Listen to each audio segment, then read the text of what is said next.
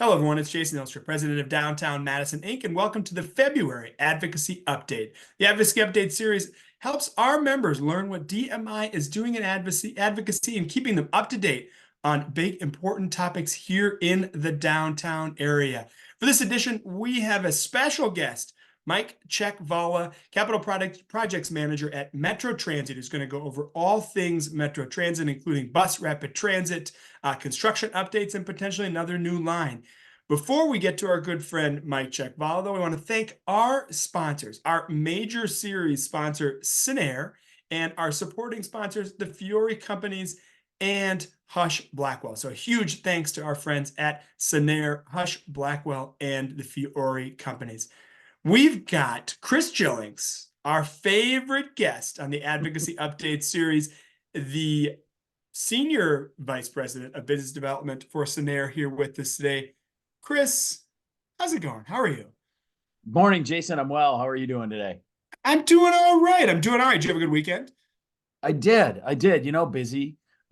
You talked about it before on the series. Everything revolves around coaching and kids sports, with maybe the exception of about 6 to 8 weekends a year. So we were at it with basketball and baseball with the kids. Well, were you rooting for the Chiefs or the 49ers? I was rooting for a good football game, and we got one. Only the second overtime game in however 50-some-year history. It was an entertaining game, and it's certainly fun to watch Mahomes do what he does. I mean, he just seems to have this grace and this confidence right at the end. He's very calm, unlike me. Very unlike me. I also can't throw a ball like he can throw a ball. Anyway, what was your favorite commercial? The Dunkin' Donuts, the Dunkings one was Yeah, it was pretty good. Ben Affleck and Matt Damon, yes. and J-Lo, and Tom Brady, and that one was pretty well done. I laughed at that one. That one. There was a Popeyes commercial with Ken Jeong too, where he was frozen in time and he woke up to them having new wings. I thought that one was pretty funny as well. That was funny too. And then most importantly, what'd you think of Usher?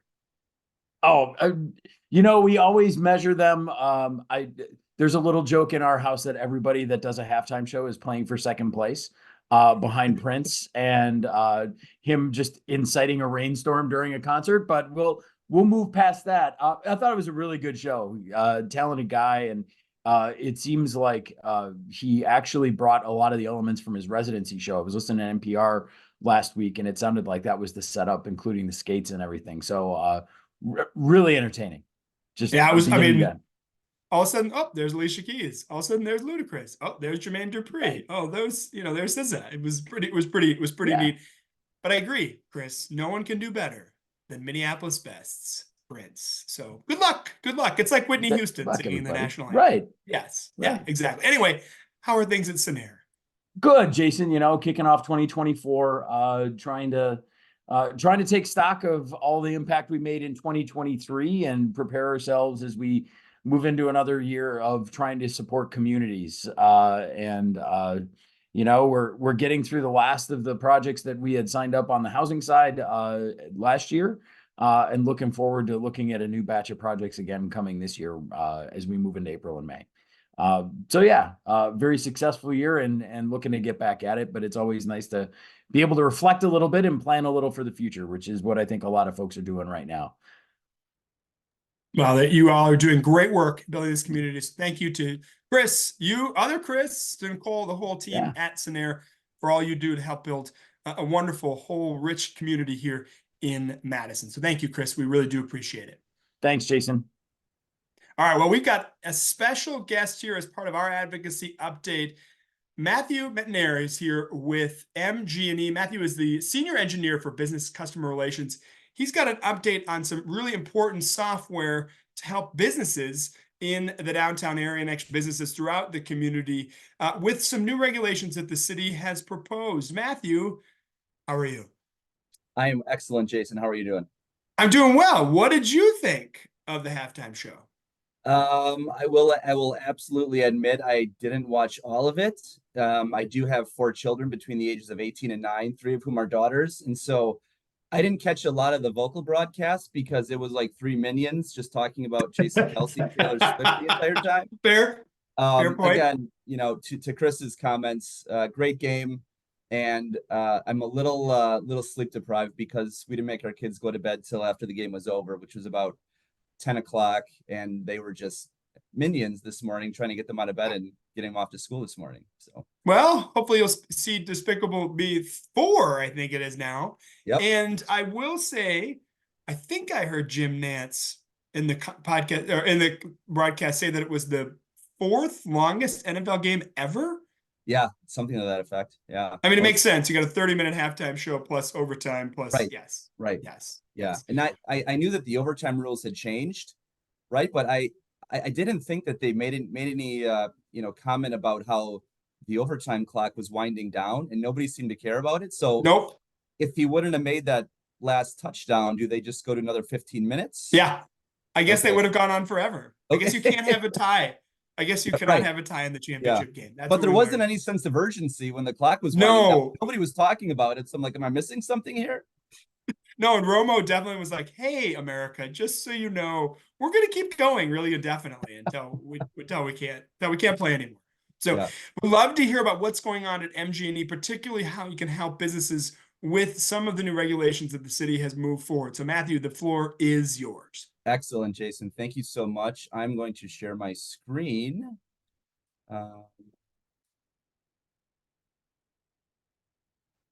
Okay. I can't always see you works- guys anymore. So let me know if you get it. We do not see it. It always works great in practice, but never in reality. Oh, there we go. User error. There we go. We're working. Yep, we've got it now. We do see your full slide deck. Okay, great. Yeah. So it's what you just said. We have been working kind of in parallel paths with the city with their new building energy savings program that is actually taking effect this year. June 30th is the first compliance date that some of our commercial building owners have to be aware of. And we have, you know, our role in this is really to help make the experience as easy as possible for our customers. We are the central repository of a lot of the data, energy data that they're going to need. So we want to make this, again, a seamless process to help with compliance, not only this year, but also every single year. Our business customers are going to have to submit benchmarks to the city of Madison if they have buildings 25,000 square feet and above. So our role is to really help them through this process. Go to the next slide. So just a quick, you know, overview. I work in the business customer relations department. We're essentially the first points of contact with our business customers, and we help them consult them on a variety of energy related issues, from identifying ways that they can save energy in their operations to discussing green energy programs like our GPT, Green Power Tomorrow program. We have a new renewable natural gas pilot that was just approved by the Public Service Commission in December. You know, some other things. A lot of our customers are trying to understand how they can incorporate EV chargers into their operations as an added benefit for their employees. So we're here to help. So really the overview of My Meter, like from a data management, data access perspective, what should customers come to expect of their utility, right? Typically, utility bills are not stimulated beach reading. It's not a pleasant experience trying to understand energy usage. We have line items that don't mean a whole heck of a lot. For non-energy geeks, you know, what's a kWh, what's a therm, what's an HDD, what's a CDD. So, you know, our customers really want to know which line items really impact my energy cost burden. So we hope that access to meaningful data provided as soon as possible will empower our customers to be more conscious of how energy patterns impact their business. We've made considerable strides in investment over these last 2 years to provide an energy dashboard for our business customers to make it easy for them to understand their energy usage and associated costs. This dashboard is called My Meter. So I've bulleted a few of the benefits and capabilities of this powerful new tool. Probably the most important right now, what you mentioned earlier, is the ability to benchmark your building with Energy Star Portfolio Manager. This is a requirement of the city's Building Energy Savings Program that launches this year. So back in December, we officially rolled out My Meter to all of our business customers that receive electric and natural gas from MG&E. And since our go live launch, Okay. Since our go live launch, I think over 230 businesses have logged into MyMeter for the first time. So we realize that whenever new software launches, there's an immediate learning curve for any user to overcome, right? So we've created a landing page on our website that includes 8 distinct tutorial videos highlighting all of the features of MyMeter. They're 1 to 2 minutes long. It doesn't take a lot of time to watch these. There's also an FAQ section on the landing page, along with a 26-page PDF that walks you through the benchmarking process, which is what we'll talk about for the remainder of our slides. We went over this briefly, but the City of Madison's Building Energy Savings Program launches this year. All non-residential commercial buildings, 25,000 square feet and above, have to comply. This does not include industrial manufacturing customers, but it would include mixed-use buildings where at least 25,000 square feet is labeled as commercial space. So think of first floor retail with 7 stories of apartments, right? If there's 25,000 square feet of commercial space, that's likely going to be included in the city's covered buildings list. So I spoke with the city last week. They did hire a third-party firm that will oversee the help desk services feature of this program, and they'll get working right away on getting that covered buildings list out to all potential landlords as soon as possible. And for our vantage point, we'll want to see that list soon too, so we can proactively reach out to our customers to educate them on MyMeter and how they can streamline the benchmarking process. One of the benefits of the MyMeter benchmarking capabilities is wherever you're at in your benchmarking journey, we have an option for you. So if you've been benchmarking with Portfolio Manager for years, we can just create a link to your existing account with Energy Star. Otherwise, if you've never used Portfolio Manager before, we can just have you streamline the entire benchmarking approach through MyMeter, and then we'll send that data to the Energy Star database on your behalf. One of the big things for landlords that would have like a house meter with us, but then all of the additional meters are for their tenants. We do have a process called the whole building path where you can bring in your tenant energy usage. It would be anonymized, it would be aggregated. That would allow you to benchmark the entirety of the building, not just the meters that you own. And then just lastly, a few other considerations. Do I have building meters on multiple accounts? There are plenty of instances for our larger commercial portfolios where they could have a gas meter on one account and an electric meter on another account. We have an option for them to bring in both those meters into the overall envelope. Do I need to bring in commercial tenant data to my building benchmark, right? I talked about that a little bit, where you still have to go through a tenant consent process through our system. But once you receive consent from your tenant, all of that data will automatically come into your benchmark. Do I have at minimum 12 months worth of energy use, electric and gas data in order to comply with the ordinance? That is a requirement as well.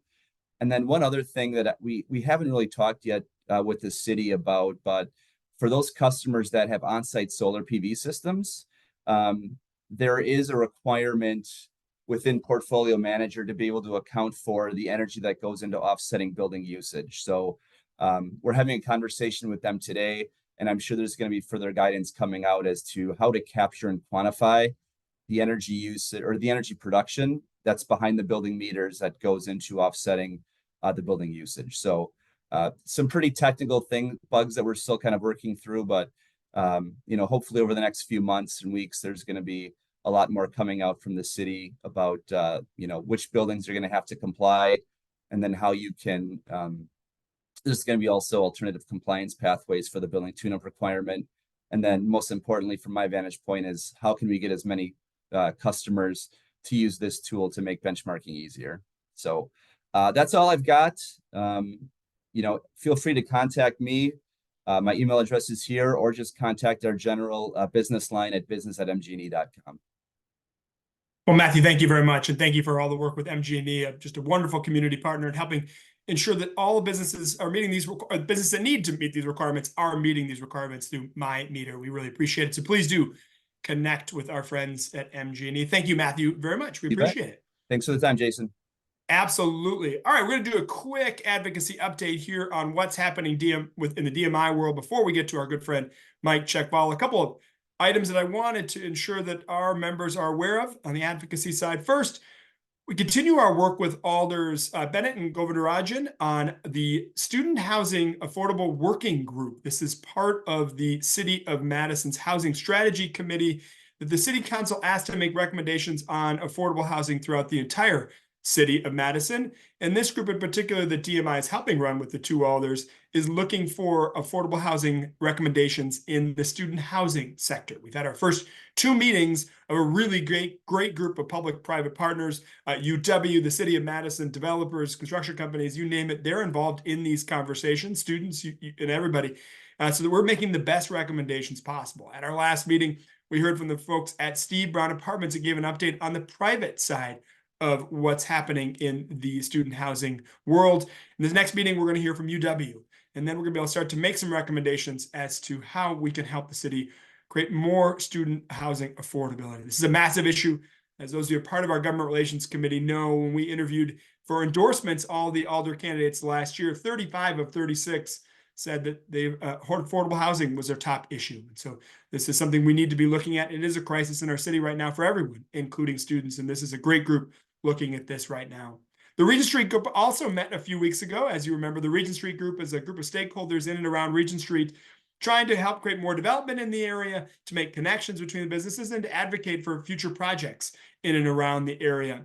It's a great meeting, a lot of development updates. You can see it happening right now with both the construction cranes and Trinitas and Bayview and the CRG projects all nearing West Washington Avenue, but also some new restaurants that have opened, Fabiola's and Butterbird, just to name a few. Really are a lot of things happening on Regent Street, and this group is trying to prime that pump and to try to make sure that the city's Regent Street plan is implemented. And so the group heard those development updates. They also talked about our DMI's density project, where we added some more density in the area in the city's comprehensive plan, potentially to get more height to allow for more housing in and around Regent Street, particularly on the north side. We also reviewed the group's goals and what we want to do to move forward, including moving forward on a new Regent Street business organization. And then lastly, we looked at a SketchUp model, which is a model that kind of shows how much development is happening in that area. It sort of guides us over Regent Street. It's pretty powerful to see how much development's already happened and how much is going to happen in the future. Next big item in the downtown area is the passenger rail siting study, which is happening right now by the Department of Transportation. I'm sure Mike Cechvala may be able to answer some questions on it from Metro Transit, but our friend Liz Callan, the city's transportation planner, will be with us February 15th for a joint meeting of the Transportation and Economic Development Committees to discuss the 8 potential sites, kind of 5, 6 in and around the downtown area, and then 2 to 3 on the northeastern side of the city. This is very important. DMI has zealously advocated for bringing back passenger rail to Madison. And our position right now is to have a station as close to downtown as possible, but connected to current transportation infrastructure, namely the bus rapid transit. So we're looking forward to this. So please do join us 8 a.m. on February 15th for more information from our friend Liz Callan on these 8 stations and what could potentially be happening in the future. Please check out our website for more information. Lastly, we do have another large event. Our What's Up Downtown Breakfast will be on Thursday, February 22nd from 7:45 to 8. Or 7:45 to 8 a.m. Very short event. No, 7:45 to 9 a.m. We're going to have a panel discussion on the past, present, and future of State Street and all things that are happening on State Street. We're excited to have an opening remarks by Ed Ferrer, one of the country's leading experts on spaces like this and landscape architect. Then we've got a panel discussion with the Associate Chancellor at UW. We've got the mayor will be there as well, and Mary Lang Solinger, who's a longtime business owner and proponent and helped create Downtown Madison Inc. She'll be a part of the discussion as well. So please do join us for this important discussion. All right, thinking of really important things that are happening in downtown, there are a ton of transportation-related items, and that's why we're bringing in our good friend, Mike Cechvala, the Capital Projects Manager for Metro Transit, to go over a couple of the major items. There's so many big things happening here. We wanted to welcome him here today to the Advocacy Update so that our members understand what's going on today in the next few weeks with construction, but also what could be happening in the future. Mike, how are you doing today? Good. Thanks for that introduction. Thanks, Jason. Absolutely. Okay, did you want the Chiefs or the 49ers to win? Well, I usually go for the team from the city that has the best transit system, and so normally that's San Francisco, but the Kansas City is doing some great stuff too. They are, well, Kansas City is one of the first cities, not to say we're doing this here, but they're one of the first cities in America that now has free transit on certain bus routes. Is that correct? Oh, I'm not sure. But yeah, Well, we'll just say doing it. Neither of us can verify it, so we'll just say it's That might fact. be That's what true. happens in Yep. America these days, right? Yeah. Mhm. Can one of the questions I get most, and the first question for you is, what is bus rapid transit, right? And how will this new service affect the current Metro Transit, and just how will it affect the general public? How's it going to work?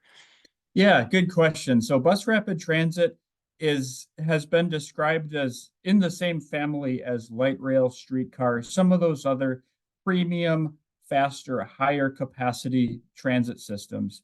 So it differs from your standard bus route in that the routes are generally straighter and faster with fewer stops. That's one of the main ways that we get it to go faster. You'll also see more frequent service, generally every 15 minutes or better throughout the day. We have branded stations and buses. So, if you look at most of our bus stops around the city, they're just, pole in the ground. Maybe there's a shelter, maybe there's a little concrete pad. They should all have a concrete pad, but they don't look like a transit station. So BRT or bus rapid transit stations really look like a transit station. It's a full platform that's 13.5 inches high, so it's level with the floor of the bus. It has an enhanced shelter, real-time information, off-board fare collection, all of those things that you typically see at light rail and other types of more premium transit systems. A BRT also will have things like bus lanes. We have bus lanes on about 9.5 miles of the 15-mile corridor, so it's not the entire corridor, but most of the places where we experience traffic congestion, like East Washington Avenue, Mineral Point Road, will have bus-only lanes. Most of those bus lanes will be on the left side of the street rather than on the right. The reason we do that is so that we don't conflict with bikes, right turning vehicles, delivery trucks, garbage trucks, all that kind of stuff that's typically on the right. Big problem is people parking in our bus lanes, and so when the bus lane is moved from the right to the left, we don't have to deal with that. So it overall improves the speed and reliability of the system. So with that, a lot of people say, well, how do you get on the bus? If the bus is on the left side of the street, they see the stations on East Wash and on Mineral Point, and they say, how do you get on? The answer is quite simple. The new buses that we're buying have doors on both sides of the bus. So they have your standard front door on the right, and then they have two doors in the back on both sides. So you can get on the bus and off the bus from either side of the bus. When the driver pulls into a station that's on the left, they'll open the doors on the left side. When they pull into a station on the right, they'll open the doors on the right side. So part of that implementation of the faster routes with fewer stops has already been implemented, and that was with transit network redesign back in the middle of last year. So routes A and B, which will become the east-west and north-south BRT routes, those routes didn't even exist as bus routes prior to last year. So as this gets implemented, it kind of gets implemented in different phases. That was kind of the first phase of saying, last summer we set up the actual routes on the routes that they'll actually be. So we've already done part of that, and the rest of it is under construction now. We're really excited. This has been in planning and design, and people have been talking about this concept for well over a decade now, and we hope to have the system online later this year. Well, one of the most exciting parts is you talked about how there's multiple doors for the buses. One of the things that people don't realize is we slow the buses down. And actually, what slows down more than traffic is us getting on and off the bus. So there'll be a new system to enter the bus. It's a question for later, but there's a new fare collection system, right? And so you pay before you get on the bus, and then you can enter the bus. So it's a seamless procedure, correct? Yes, absolutely. That's a part of it. If you think about, if you've ever ridden the subway or a light rail system in another city, there isn't somebody that takes your cash or your card, one by one as you get on the bus. The doors open and people get on, people get off. And that's a big part of speeding up the service. So BRT will have barrier-free boarding and lighting. What that means is you will get on and off the bus without using both doors at the same time. And then we've implemented a faster way to pay your fare so that can all go faster. I think we all see the construction that's happening as we speak. You can see actually some of these stations going up. The actual steel is going up.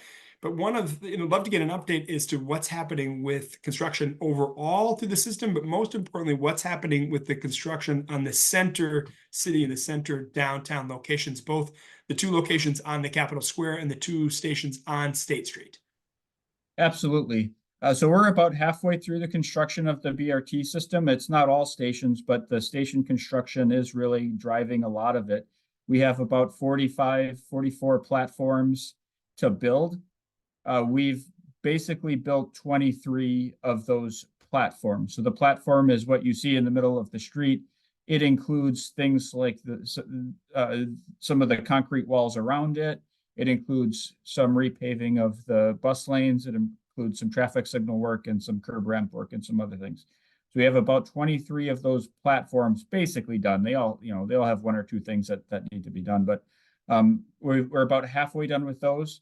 We have 9 of the shelters not completed, but the structure of them is up. So you're starting to see those come together. Those will eventually have seating. They'll have glass surrounds. They'll have the real-time information. They'll have some of the off-board fare collection equipment, heat. They'll have heat and solar panels. So they'll have a lot of these things have not been added yet, but you're seeing the structure come up on about 9 of them. Quite a few on the west side. We have 2 now in the downtown area and East Campus Mall. And we have a couple that we just put in on Anderson Street near Madison College. We also have 2 of our electric articulated buses in. They're New Flyer electric 60-foot buses with the doors on both sides. You may start to see them driving around town. I actually just randomly saw one this morning on my way to work. So they're not in service yet. We hope to have them in service in some capacity before the actual BRT service starts in order to break them in, so to speak. But you may see them just testing driving around on the street. So I think what I want to talk about is the downtown station construction. I'm going to share my screen if that's okay. Absolutely. I don't have a slideshow. You can do a slideshow, but I try to avoid slideshows if I can, because I just like talking. Fair enough. Fair enough. Let me see if I can. So this is the basic BRT system. So Route A, the red line here, shown in red, that's the entire east-west BRT system that we're constructing. So looking at the downtown area, the East Campus Mall stations just east of Park Street, those are basically complete. Like I said, the platforms are done mostly, and the shelter structure is on there. We have 4 stations in the downtown area, 2 on State Street, 1 going in each direction, and 2 on the Capitol Square, 1 going in each direction. The ones on State Street will be as close as they can be to the Johnson and Gorham Street couplet, where we'll turn on and off. So the westbound one is westbound just before Gorham Street. The eastbound one is eastbound on State Street just after Johnson Street. And then on the Capitol Square, we have 1 on Main and 1 on Mifflin, which is the inner square of the Capitol Square. They'll be right next to our current bus stops, just before Martin Luther King and just before Wisconsin, going in each direction. Those will start construction February 19th, the week of February 19th. Obviously, that depends on weather, but so far the weather's looking pretty good for that date. I'm going to talk a little bit about why we chose this time to do the construction of those stations. We know that downtown there are a lot of people downtown. There are a lot of things that happen downtown. There are a lot of important things that happen downtown and people moving through downtown. So we wanted to do these stations towards the tail end of the project so that they wouldn't be sitting there unused while the other stations are being constructed. So we wanted to start on the west side and then kind of go to the east side and then go downtown. That would allow our contractors to get a feel for building these stations. They're all basically the same from a contractor construction point of view. So they could work out any kinks on the east and west side and then get the stations done downtown towards the tail end of the project. We also wanted to avoid the shopping season in December, because we know a lot of people will be out and about looking for gifts and things, and with the season, we wanted to kind of avoid that and some of the impacts that may have happened if we had these BRT stations under construction in the December holiday season. And then we also wanted to get them done in the winter. So in the winter, of course, we have fewer people walking around, biking around, doing things. Winter is a quieter time. So we can avoid a lot of the everything that happens in the summer. It also allows our contractor to focus on these 4 specific stations. So we have a couple strategies to make this work well. One is doing this over the winter, where they can focus basically just on these 4 stations and get them done as fast as possible. Get in, break the ground, build the new stations, and then be done, so that we don't have cones and barrels and things in the downtown area for a long period of time. So we also will have an increased, I'll just say, effort or strategy to make sure that these sites are very well contained. We want to make sure that pedestrian, bicyclist, and the safety of everyone is at the highest level here, because of just the higher volume of people walking around in these areas. So that's a big part of it. We're going to walk the corridors with the contractor and identify anything that we can do to make this as seamless as possible. So the construction will be on at the station areas. It will include 1 lane of State Street and essentially 2 lanes of the Capitol Square. So the bus lane will be closed, the bus pullout area will be closed, but the through lane on the Capitol Square will be open. State Street will be down to 1 lane. What that means is it'll be one-way westbound for traffic. So any deliveries, things like that, they'll need to meander through going westbound. Bikes will be able to go both ways. They probably would anyway, and that's totally fine. And buses will be detoured off of State Street, because we just simply can't operate in a 1-lane environment. So buses will use Broome Bassett Street and West Washington for the 2 or so months that this is under construction. So we hope to get this done by the end of April. Of course, that is weather dependent, and it is Wisconsin and it is winter. But we've factored some of those weather things in this, and we're confident that unless something really goes wrong, that we can be substantially have things back to normal, with things open by the end of April, or possibly first week of May. Well, yes, thank you for that timeline. Of course, anyone has any more questions, we can certainly make a connection. So send a note to our office and we can make direct connections if there's a specific question in your area. But I want to say a big thank you for the timing of this work. I know you worked with us and several others through Alder Revere to make sure that the timing worked well, because there is really a small window where we've got the ability to do this work between farmers markets and all the festivals and all the rest of things that are happening, but yet still be in a prime construction season. So thank you for that as well. All right, one of the next big phases of bus rapid transit, we hope it's not just a 1 east-west line. It's going to be the north-south line as well. And I know the city of Madison is eagerly working on their application for the next phase, this north-south phase. Where are we with the north-south BRT? And, best case scenario, when potentially could we see the second line of bus rapid transit? Yeah, so we're also very excited about the north-south line. The core of the BRT system was always an east-west line and a north-south line, and that would create kind of that central core grid of fast, frequent, reliable transit service that would connect not everybody in the city, but certainly a lot of people and a lot of the key destinations in the city. So, we started with the east-west line, and there were some reasons for that. But we want to move straight into the north-south line. So planning for the north-south line has just begun. We had a round of public information meetings. I think they were back in November, possibly December of last year. So we're just really at the start of it. We're really looking for feedback.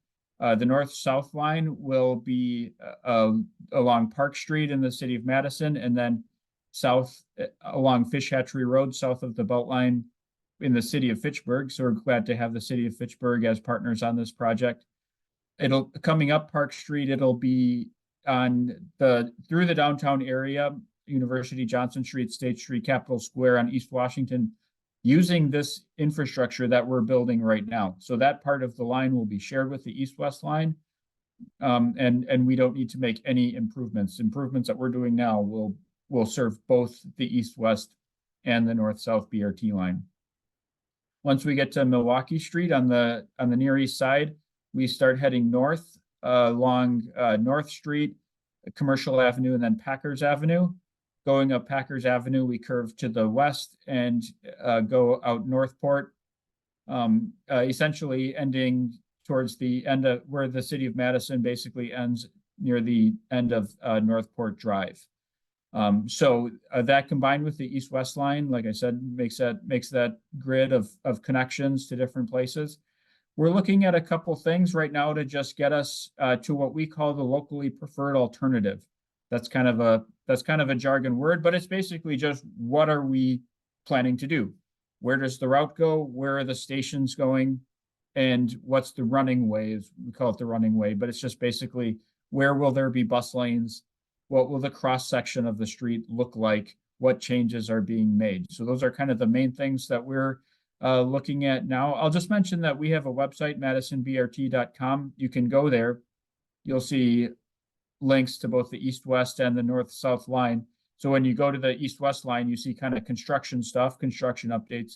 And when you go to the north-south line, you'll see our presentation from that previous meeting and some of the maps and other materials for the north-south line. You can see the stations that we've sketched out of where we might put them, but we're still working on that, and there might be some adjustments.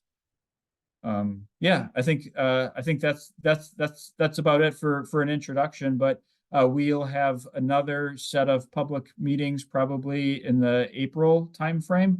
And this is one of the most important parts of the project, because this is where we're figuring out some of those key things, like where does the route go and where do the stations go.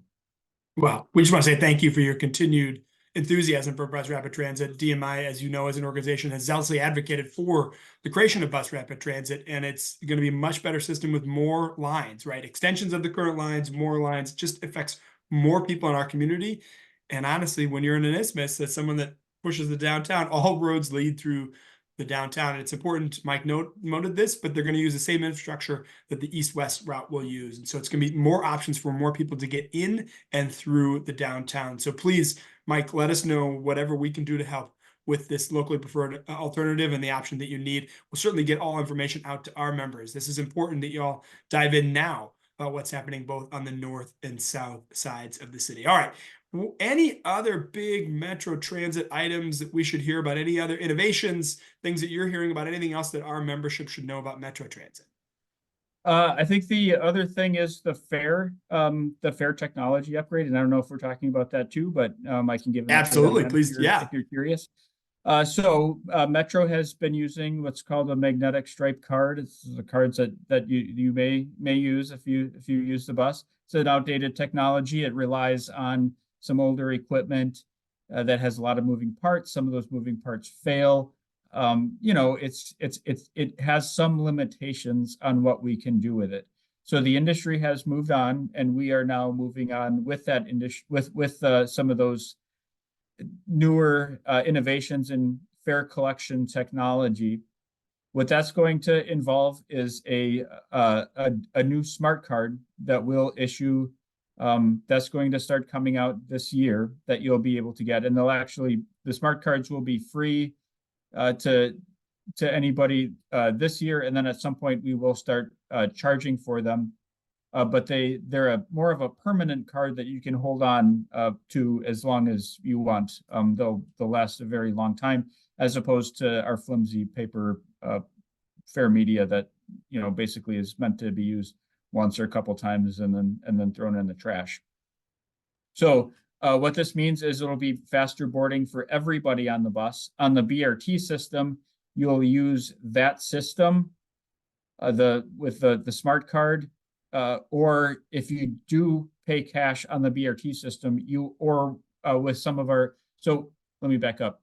If you are going to pay with cash on the BRT system, you will purchase your pass on the platform and then board the bus. If you have a smart card, you can just get on the bus and you will tap your smart card as you get on the bus. Next year, in 2025, we'll be expanding that system to accept credit cards as well, which means you basically won't have to have a smart card. You can just use your credit card. The way it all works on the back end is it's an account-based system. So when you tap your smart card or your credit card or debit card or whatever, it will connect to your account and it will deduct the fare or reference your pass or whatever you have on the back end through your account. So that's a more modern way of doing it. It allows people to add value to their account or add passes to their account online from their home rather than waiting for cards to come in the mail or purchasing the 10 ride cards or whatever they're used to getting today. So just a more modern way of more easily getting that. It also allows us to do things like fare capping. Fare capping means, you pay your fare once, twice, 3 times, whatever it is. At that point, it'll say you've now spent as much as you would have spent on a day pass. So now you just have a day pass. Today you'd have to buy a day pass ahead of time and then you'd have to know and then you'd use that. Right now we have day passes. We have 31 day passes. It allows us to do other things, which we're still looking at, for example, possibly a weekly pass or who knows what. But it gives us a lot more flexibility to offer more fare products. So we're really excited about that. Again, it's going to be kind of a phased implementation, but we wanted to get it off the ground by the time BRT launches, which it will. So does that mean that I'm going to hear card not valid less often on the bus? Correct. Yeah, we hope so. We'll have to see. Yeah. For anyone that rides a bus, you know what I'm talking about.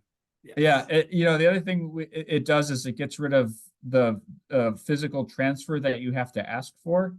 So if you transfer, right now you have to ask for a transfer. The driver asks you if you want to transfer. With the smart card, once you tap, if you tap it again, it just knows within 2 hours that you've paid your fare less than 2 hours ago. And so it's a transfer and it's free.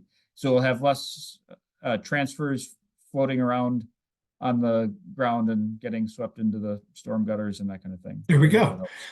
Another bonus as well. Well, thank you for your continued commitment to improving the technology and the service levels at Metro Transit. It really is a great system. I use it almost every day.